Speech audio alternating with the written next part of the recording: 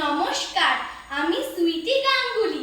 আজকে আমার নিবেদন কবি সুকান্ত ভট্টাচার্যের লেখা পুরনো ধাঁধা। বলতে পারো বড় মানুষ মোটর কেন চড়বে? গরিব কেন সেই মোটরে তলায় চাপা পড়বে? বড় মানুষ ভোজের পাতে ফেলে রুচি মিষ্টি, গরিবরা পায় খোলাম কুচি। এ কি না সৃষ্টি? বলতে পারো ধনির বাড়ি তৈরি যারা করছে, কুঁড়ে ঘরেই তারা কেন মাছির মতো মরছে? ধনির মেয়ের দামি পুতুল, হরেক রকম খেলনা, গরিব মেয়ে পায় না আদর, সবার কাছে ফেলনা।